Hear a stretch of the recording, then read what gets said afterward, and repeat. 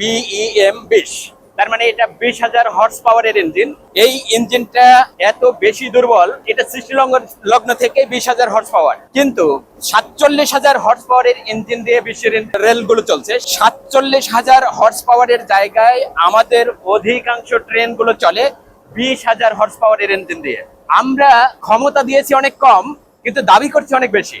আমরা মনে করছি যে আমাদের ট্রেনগুলো কেন খুব দ্রুতগামী হয় না, আমাদের ট্রেনগুলো ভালো সার্ভিস কেন দেয় না। মাত্র 20,000 হর্স পাওয়ার দিয়ে আমাদের ট্রেনের বগিগুলো চলে, আমাদের টোটাল ট্রেনগুলো চলে। এর চেয়ে আরো কিছু নতুন নতুন যে ইঞ্জিনগুলো আসছে সেখানে হয়তো হর্স পাওয়ার বেশি থাকতে পারে, কিন্তু এটা 1960 সালের ইঞ্জিন, যেখানে 20,000 হর্স পাওয়ারের ইঞ্জিন দিয়ে আমাদের ট্রেন চলে। এটি লোকোমাস্টার, ওনাকে দেখা যাচ্ছে।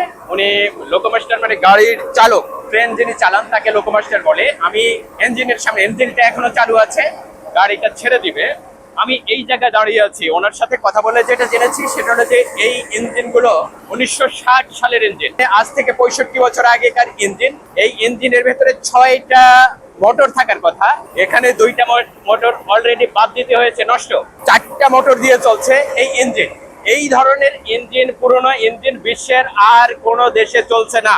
বাংলাদেশে এত বেশি পুরনো ইঞ্জিন আর পৃথিবীর কোথাও চলছে না। 1960 সালের ইঞ্জিন, তার মানে 65 বছর পার হয়েছে। এই ইঞ্জিনটা এখন যদি লাইনে চালানো হয় তাহলে এটা অনেক বেশি ঝাঁকুনি তৈরি হয়, বিকট শব্দ হয়। লোকোমাস্টার আমাকে বলেছেন এটা যে কোনো সময় ভেঙে পড়তে পারে।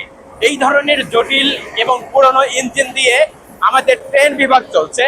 ঈশ্বরদীতে এই ধরনের শত শত ইঞ্জিন পড়ে আছে, তার মানে সেগুলো বাতিল করা হয়েছে। এগুলো এখনো কোন রকম করে চলছে।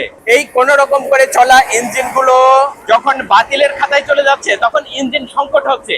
আমাদের দেশে যে পরিমাণ রেল ইঞ্জিন দরকার সেই ইঞ্জিনটা কিন্তু বাতিল হয়ে গেছে, সেগুলো দিন দিন সংকটে পড়ে যাচ্ছে। এই ইঞ্জিনগুলো এখন অনেক শর্ট। যদি এইভাবে পুরনো ইঞ্জিনগুলো বাতিল করা হয় এবং নতুন করে ইঞ্জিন যদি বিদেশ থেকে আমদানি করা না হয়, তাহলে রেলে অলরেডি ইঞ্জিন সংকটে ভুগছে। অনেক বেশি ইঞ্জিন কিন্তু আমদানি করতে হবে। 6টা মোটর দরকার, যেখানে 4টা মোটর দিয়ে চলছে, 2টা মোটর বাতিল করা হয়েছে। যদি 2টা মোটর বাতিল করা হয়ে থাকে, 4টা মোটর দিয়ে যদি ইঞ্জিন চলে, তাহলে এটা কত বেশি ঝুঁকিপূর্ণ হতে পারে। এটা যে কোনো সময় ক্ষতিগ্রস্ত হতে পারে, বড় ধরনের দুর্ঘটনায় কিন্তু এগুলো কবলিত হতে পারে।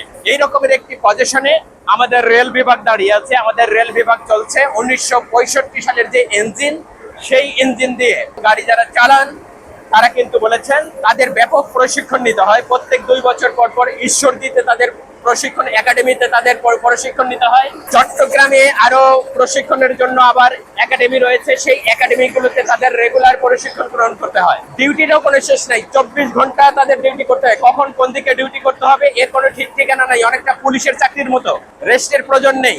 যদি মনে করা হয় যে তাকে ডাকতে হবে, তাহলে ডেকে নিয়ে তাকে ডিউটিতে বসাই দিতে পারে। তিনি ঘুমাচ্ছেন কিনা এই সমস্ত বিষয়গুলো নিয়ে খুব একটা খেয়াল করা হয় না। তার মানে লোকোমাস্টারের সংকট আছে। আমাদের রেলের যে হাল হকিকত, সেইটার আমি সেই বর্তমান অবস্থাটা আপনাদের সামনে একটু তুলে ধরলাম। এতক্ষণ দেখার জন্য আপনাদের অনেক ধন্যবাদ।